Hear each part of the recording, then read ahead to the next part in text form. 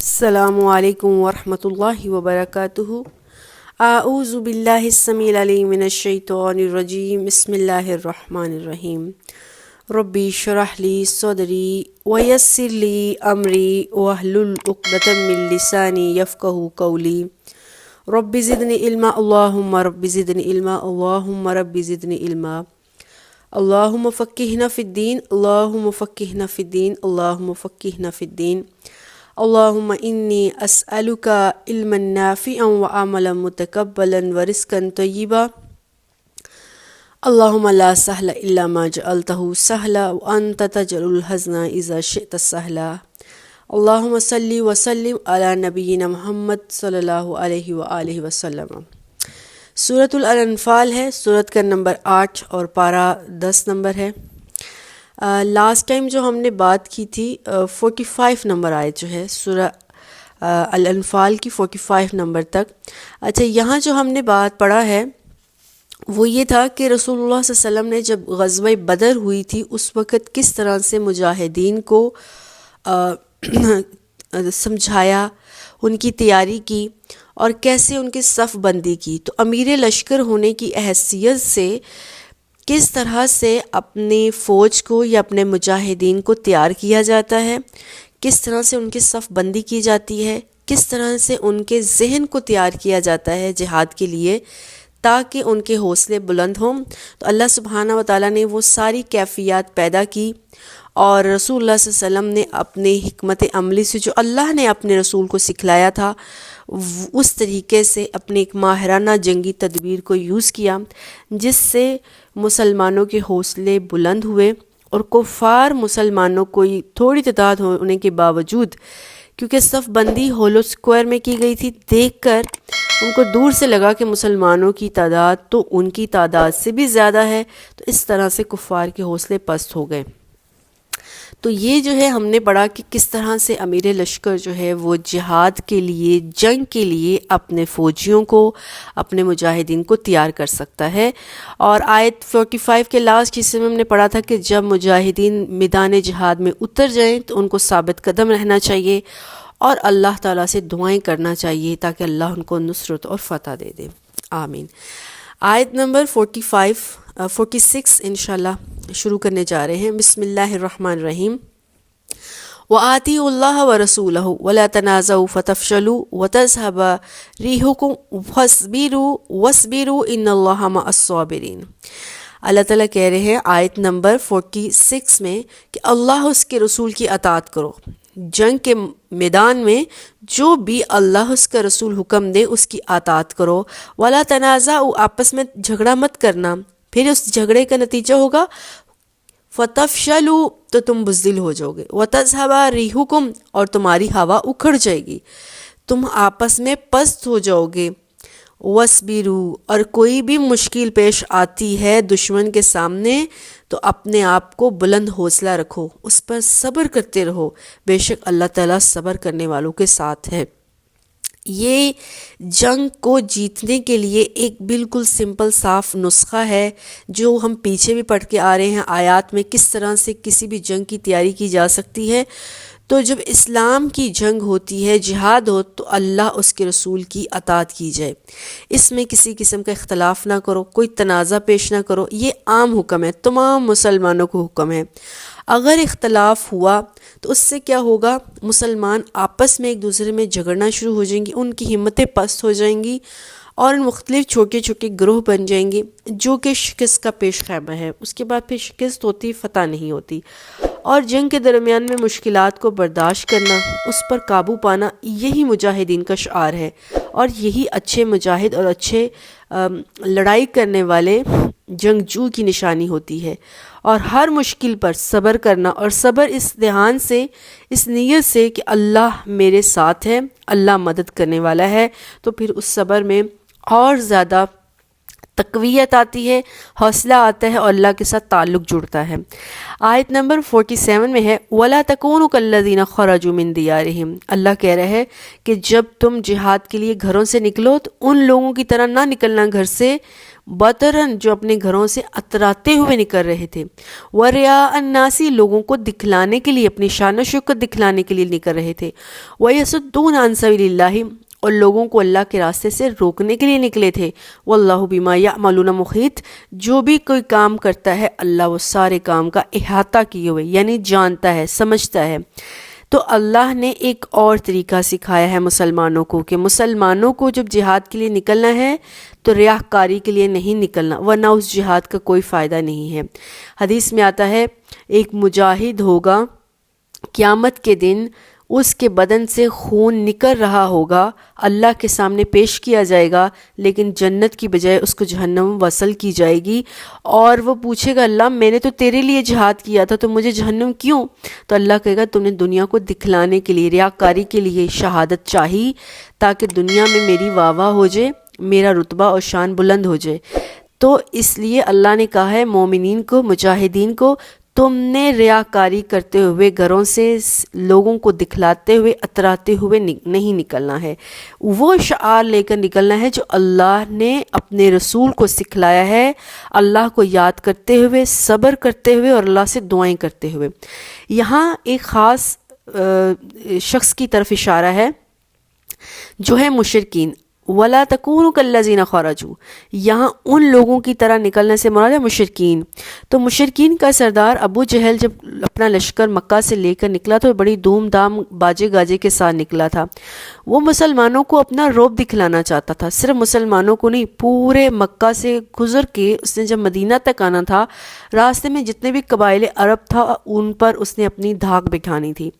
راستے میں جب ابو سفیان کا اس کو پیغام مل گیا کہ قافلہ جو ہے خطرے سے بچ گیا ہے اور وہ مکہ جو ہے امن کے ساتھ جا رہا ہے، تو ابو جہل کو واپس ہو جانے کی بجائے اور غرور آ گیا۔ تو اس نے کہا اب تو ہم واپس نہیں جائیں گے، ہم بدر پہنچ کر بدر کے چشمے پر مجلس طراب رچائیں گے۔ مجلس طراب اس مجلس کو کہتے ہیں جس میں گانے بجانے، عورتوں کی خوشی اور وہ کامیابی کی عورتیں گیت گاتی ہیں، وہاں شراب اور کباب کا مزہ اڑایا جاتا ہے۔ چنانچہ ابو جہل نے کہا کہ ہم وہاں پر یہ ساری محفلیں سجائیں گے اور 3 دن تک ہم اس میدان میں رہیں گے، اپنے اونٹوں کو ذبح کر کے قبائل عرب کی دعوت کریں گے، تاکہ عرب والوں کو یاد رہے کہ مکہ والے کوئی چیز ہیں، اور یہ جو مٹھی بھر مسلمان ہم پر اپنا رعب ڈال رہے ہیں نا، ان پر ہمارا رعب طاری ہو جائے اور کبھی زندگی میں یہ ہمارے ساتھ مقابلے کی جرت نہ کر سکے۔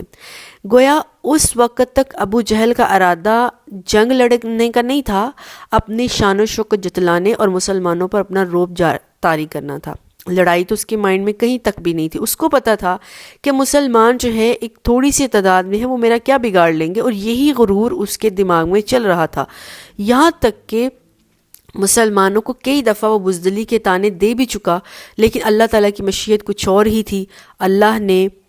اس کی اس طنز اور اس کی اس بزدلی اور اس کے اس غرور کا جو نتیجہ نکالا، اس کی موت 2 نوجوانوں کے ہاتھ میں واقع ہوئی اور وہ نہایت ہی ذلت کی موت مرا۔ یہ بات ہم کئی دفعہ پڑھ چکے ہیں۔ اب کیا ہے کہ اللہ نے مسلمانوں کو جو بات یہاں سمجھائی ہے کہ مشرکین کی طرح جیسے وہ جنگ کے لیے اپنے گھر سے نکلے تھے، تم نے اس طرح سے نہیں نکلنا۔ وَإِذَا زَيَّنَا، آیت نمبر 48 ہے، لَهُمُ الشَّيْطَانُ أَعْمَالَهُمْ، جب شیطان کافروں کو ان کے اعمال خوشنما کر کے پیش کرتا ہے۔ شیطان کیا کرتا ہے؟ کافروں کو اور شے دیتا ہے، ان کے اعمال برے بھی ہوتے ہیں نا تو ان کو تھپکی لگاتا ہے کہ تم بالکل صحیح راستے پہ ہو۔ وَقَالَ لَا غَالِبَ، اب شیطان کو کہتا ہے تم اتنی بڑی تعداد میں ہو، تمہارا اتنی شان و شوکت ہے، تمہارے پاس اتنے جنگی ہتھیار ہیں، آج کوئی بھی تم پر غالب نہیں آئے گا۔ لَكُمُ الْيَوْمَ مِنَ النَّاسِ، لوگوں سے آج تم میں کوئی بھی ہرا نہیں سکتا، کوئی تم پر غالب نہیں آ سکتا۔ وَإِنِّي جَارٌ لَكُمْ، میں تمہارا مددگار۔ جار ویسے ہمسائے کو کہتے ہیں، ہیلپ فل بھی کہہ سکتے ہیں۔ وَإِنِّي جَارٌ لَكُمْ، شیطان نے کافروں کو کہا میں آج پوری جنگ میں تمہارے ساتھ رہوں گا، تمہاری ہیلپ کروں گا۔ فَلَمَّا تَرَاءَتِ الْفِئَتَانِ، جب اس نے 2 جنگیں، جب آپس میں 2 جماعتیں کافروں کی اور مسلمانوں کی جب سامنے آئیں، لڑنا شروع ہو گئیں، نکس علی عقبیہ، شیطان اپنی ایڑیوں کے بل الٹے بل وہیں سے بھاگ گیا۔ وقال انی بریء منکم، اور شیطان نے کافروں کو کہا آج میرا تم سے کوئی واسطہ نہیں، انی ارا ما لا ترون،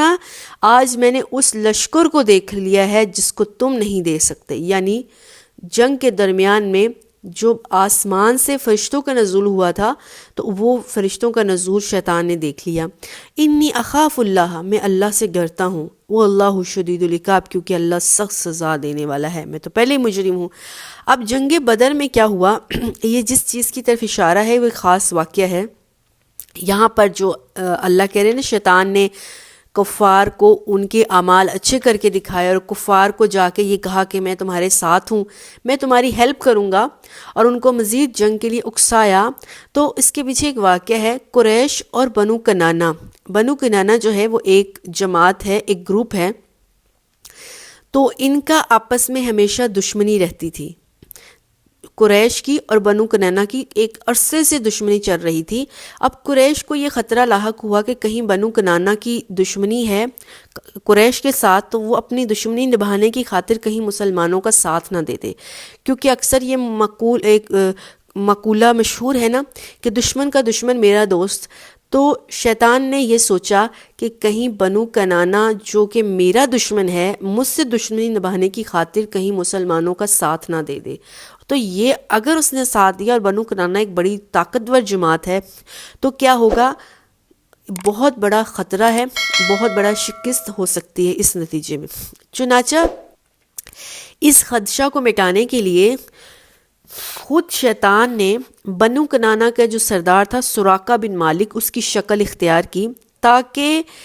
کافروں کے اندر، قریش کے اندر ہمت بندی رہے اور وہ جنگ کے لیے پسپا نہ ہوں، جنگ کے لیے وہاں موجود رہیں اس لشکر میں۔ تو قریش نے بنو کنانہ کے سردار سراقہ بن مالک کی شکل اختیار کی اور کافروں کے سامنے آ گیا،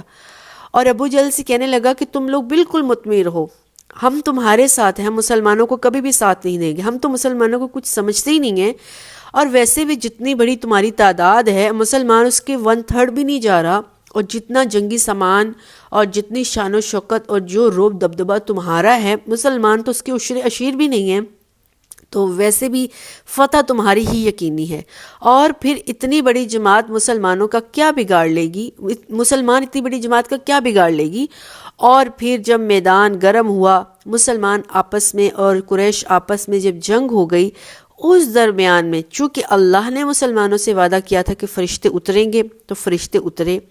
اب شیطان نے فرشتوں کو دیکھ لیا اترتے ہوئے، اس نے دیکھا کہ اب مسلمانوں کی فتح یقینی ہے اور مشرکین کی فتح شکست یقینی ہے، اور وہ وہاں سے کھسکنے لگا۔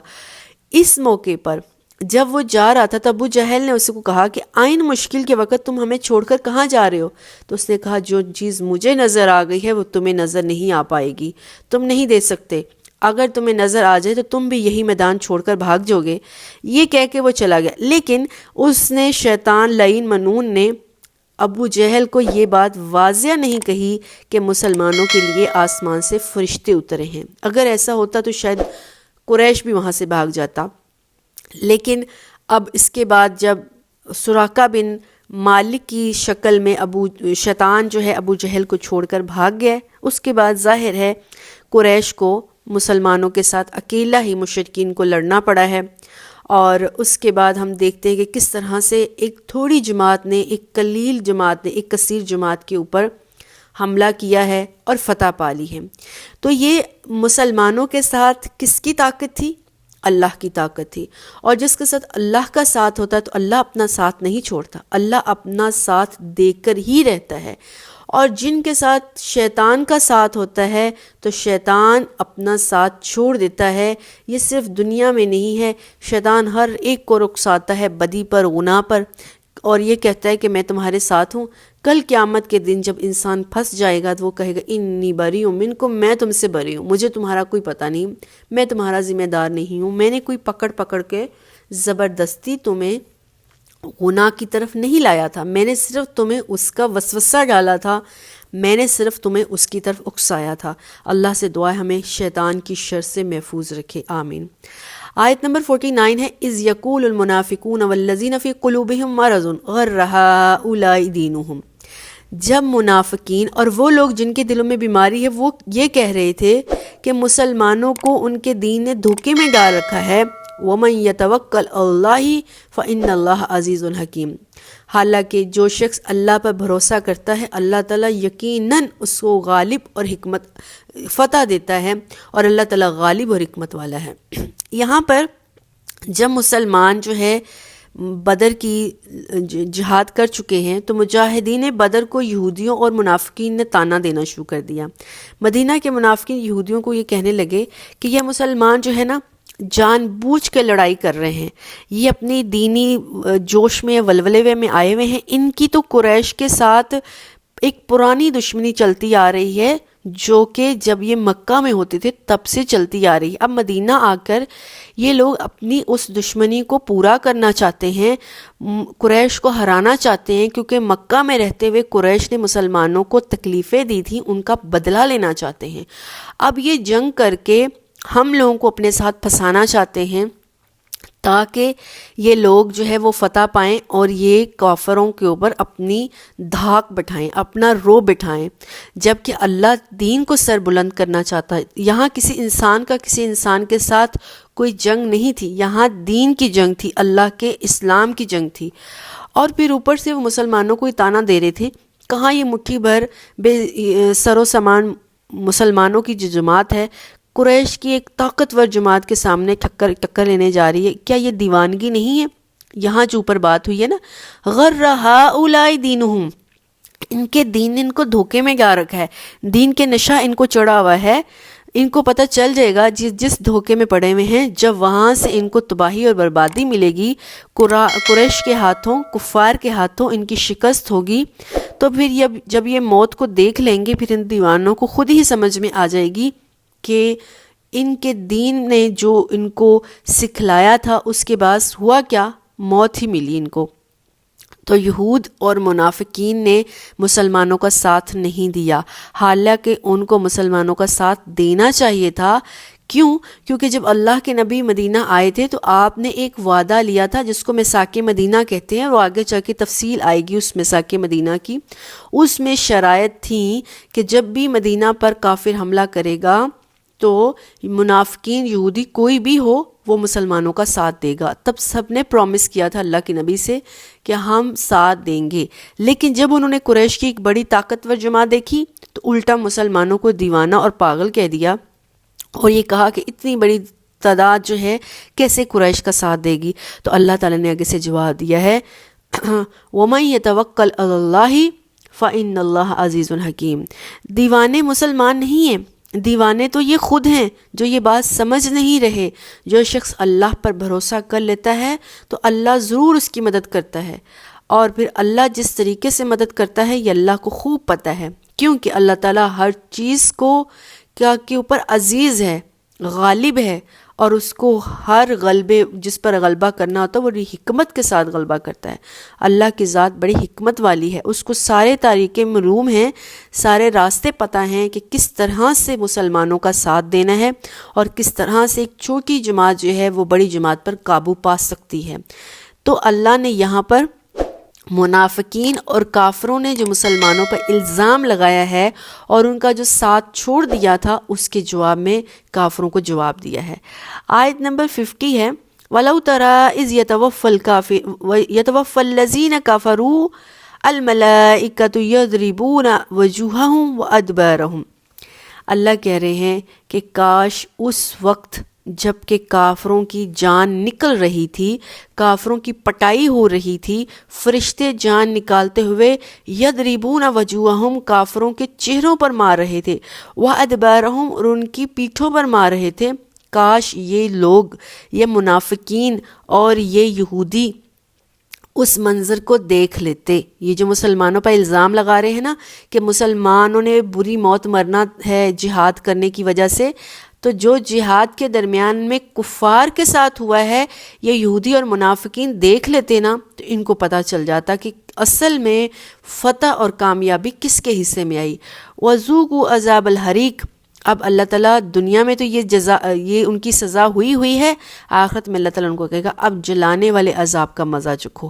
آخرت میں پھر ان کو عذاب حریق کا عذاب ہوگا، جلا دینے والی عذاب ہوگا۔ یہاں پر ویسے تو بدر کے اندر جو کافر جو مشرکین مر گئے تھے ان کی جان نکالتے وقت فرشتوں نے ان کے چہروں پر مارا، ان کی پشتوں پر مارا اور ان کو زبردست سزا دیتے ہوئے ان کی جان نکالی تھی۔ یہ تو ہے دنیا میں، آخرت میں ان کو جہنم کی سزا ہوگی، اور وہ اس آیت میں اللہ تعالیٰ نے اس کے بارے میں اشارہ کر دیا کہ ان کے ساتھ کیا ہوگا۔ یہاں خاص تو غزوہ بدر کے وہ کافرین اور وہ جو مشرکین ہیں ان کی حالت کو بیان کیا ہے، لیکن اس میں معاملہ عام بھی ہے۔ ہر وہ کافر، ہر وہ مشرک جب مرتا ہے کوئی بھی کافر یا مشرک تو اس وقت جو فرشتے اس کی جان نکالتے ہیں تو اس کے چہروں اور اس کی پشتوں پر چوٹیں لگاتے ہیں، اور ساتھ ساتھ میں ان کو جہنم کے بارے میں بتاتے جاتے ہیں کہ آگے جا کے تمہیں کیا انجام ہوگا، کیا سزا ملے گی اور کیا تمہارے ساتھ سلوک ہونے والا ہے۔ اور یہ بات حدیث میں بہت تفصیل کے ساتھ آئی ہے کہ وہ حدیث جس میں کہ اللہ سبحانہ وتعالیٰ کے نبی نے ان دو گروہوں کا، دو لوگوں کا ذکر کیا ہے، ایک مومن اور ایک کافر۔ مومن کی جب جان نکلتی ہے، سورہ الاعراف میں الحمدللہ ہم نے تفصیل سے یہ بات پڑھی تھی کہ اللہ سبحانہ وتعالیٰ ان کو دنیا میں ہی اپنا دیدار کرواتا ہے، اللہ سبحانہ وتعالیٰ ان کو جنت کی خوشبوئیں ان تک آتی ہیں، اور آسمان سے فرشتے آتے ہیں، اس کو سلام دیتے ہیں، سبز مخمل کے کپڑے میں اس کی روح کو لپیٹ کر لیا جاتا ہے، اس کے بدن سے خوشبوئیں آتی ہیں، اور جو فرشتے جان نکالنے کے لیے آتے ہیں وہ اس کے بدن کو شوق سے ٹچ کرتے ہیں اور اس سے خوشبو آسمان پر لے کے جاتے ہیں۔ خوشبو اتنی عمدہ اور اتنی تیز ہوتی ہے کہ جیسے جیسے آسمان کے دروازے کھلتے جاتے ہیں وہ روح اوپر جاتی ہے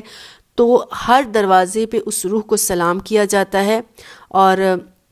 پھر وہ روح جو ہے ہر ایک فرشتہ چاہتا ہے کہ اس کو ٹچ کرے، ان فرشتوں کو ٹچ کرے جو فرشتے اس بدن کو ہاتھ لگا کے جا چکے ہیں، تاکہ ہر فرشتہ جو ہے وہ اس خوشبو کو پا سکے۔ یہ تو ایک مومن کی مثال ہے۔ ایک کافر کے بارے میں اسی حدیث میں آیا ہے کہ کافر کی جب روح نکلتی ہے تو بہت تنگی اور مشکل سے ساتھ نکلتی ہے، اور جہنم والے فرشتے، دوزخ والے فرشتے، برے فرشتے آتے ہیں، میلے کچیلے کپڑے میں اس کی روح کو لپیٹتے ہیں اور آسمان تک اوپر لے کے جاتے ہیں، لیکن وہاں اس کو اجازت نہیں دی جاتی اور وہیں سے زمین کی طرف پھٹک دی جاتی ہے، پھینک دی جاتی ہے، اور جان نکالتے ہوئے اللہم لا اجعلنا منہم اللہم حسبنا حسابا یسیرا، اس وقت ان کی پیٹھوں پر اور ان کے چہروں پر مارتے ہیں وہ فرشتے جو جان نکالنے آتے ہیں۔ تو یہاں پر مراد ہر ایک کافر ہے، جب اس کی جان نکلتی ہے تو اس طرح سے نکلتی ہے۔ اور اس آیت میں، آیت نمبر 50 سورہ الانفال میں، کافروں کی جان میدان بدر میں کس طرح سے نکلی ہے اللہ سبحانہ وتعالیٰ نے وہ بتا دیا، اور اللہ تعالیٰ نے ان لوگوں کو بھی جواب دیا ہے، ان منافقین اور ان یہود کو جنہوں نے مسلمانوں کو یہ طعنہ دیا تھا کہ تمہیں آگے سے جہاد کرنے کی وجہ سے بری مشکلات کا سامنا کرنا پڑے گا۔ آیت نمبر 51 میں اللہ تعالیٰ کہتے ہیں ذالک بما قدمت ایدیکم، یہ جو جزا اور سزا ملتی ہے اچھے لوگوں کو اچھی اور برے لوگوں کو بری، اس کی وجہ کیا ہے؟ اس کی وجہ ہے وہ تمہارے اعمال جو تم نے آگے بھیجے ہیں۔ وَأَنَّ اللَّهَ لَيْسَ بِالظُّلَامِ لِلْعَبِيدِ، اللہ اپنے بندوں پر ذرا بھی ظلم کرنے والا نہیں ہے۔ اللہ نے کبھی کسی پر ظلم نہیں کیا ہے، ہر ایک شخص اپنی سزا یا پھر جزا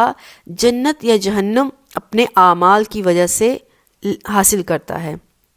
یہ بالکل سچ ہے کہ اللہ کی رحمت ہوتی ہے، لیکن اس کے ساتھ ساتھ انسان کی محنت، انسان کی کوشش بہت ضروری ہے۔ آیت نمبر 52 ہے کداب آل فرعون، اللہ تعالیٰ کہتے ہیں جیسے کہ فرعون کے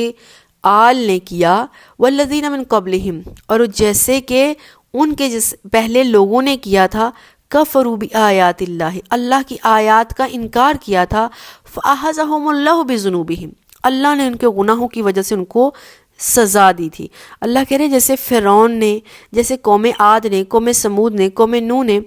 اور اب یہ مشرکین مکہ، تو ان سب میں کوئی فرق نہیں رہا، انہوں نے بھی وہی کیا جو ان کافروں نے کیا تھا۔ انہوں نے بھی اللہ کی آیات کا انکار کیا تھا، رسولوں کی توہین کی تھی، اور ان مشرکین مکہ نے بھی اللہ کی آیات کا انکار کیا ہے، رسول اللہ صلی اللہ علیہ وسلم کی ذات کو ایکسیپٹ نہیں کیا۔ ان کے اوپر آسمان سے عذاب آئے ان کے گناہوں کی وجہ سے، ان کے اوپر بھی عذاب آیا ہے بدر کی صورت میں۔ اب چونکہ پیچھے ہم پڑھ چکے ہیں سورہ الاعراف میں، یہ بار بار اللہ کو کہتے تھے ہمارے اوپر عذاب نازل کرو، تو اللہ نے کہا تھا جب تک اللہ کے رسول صلی اللہ علیہ وسلم تمہارے اندر ہیں تم پر عذاب، ویسا عذاب نہیں آئے گا جیسا کہ پہلی قوموں پر آیا ہے، لیکن دوسری طرح کے عذاب آئیں گے، اور اس عذاب میں سے سب سے پہلا عذاب ہے غزوہ بدر کے اندر، جو اتنی بڑی طاقت ہونے کے باوجود ان کو شکست کا سامنا کرنا پڑا، ان کے بڑے سردار مر گئے، اور بے یار و مددگار ایک گڑھا کھود کر سب کو اس کے اندر پھینک دیا گیا، اور اس کے بعد اتنا بڑا مال اور سبب جو ہے انہوں نے جنگ کے اوپر لگا دیے، وہ سارا کا سارا نقصان کی صورت میں ثابت نتیجہ اس کا نقصان نکلا ہے۔ تو اللہ تعالیٰ کہتا ہے ان اللہ قوی شدید العقاب، اللہ تعالیٰ بڑی طاقتور ہے، اور نہ صرف وہ طاقتور ہے، وہ سخت سزائیں دینے والا بھی ہے۔ ذالک بان اللہ لم یکن مغیرا نعمتا انعمها علی قوم، اور یہ سزا اس لیے بھی ہے، اللہ کہہ رہا ہے کہ اللہ تعالیٰ اس وقت تک کسی قوم کے اوپر نعمت کو نہیں بدلتا ہے جب تک وہ قوم حتی یغیروا ما بانفسہم، وہ قوم اپنے اوپر خود نعمت کو حاصل کرنے کی کوشش نہیں کرتی۔ وَأَنَّ اللَّهَ السَّمِيعُ الْعَلِيمُ، اور اللہ تعالیٰ سننے والا جاننے والا ہے۔ اچھا، آیت نمبر جو ہے نا 52 تک رہنے دیتے ہیں، جو 53 آیت نمبر ہے نا یہ تھوڑی تفسیر طلب ہے، تو انشاءاللہ ہم اپنے نیکسٹ کلاس میں اس کو کریں گے، کیونکہ اس میں کافی تفصیل ہونے والی ہے۔ ٹھیک ہے، السلام علیکم ورحمۃ اللہ وبرکاتہ۔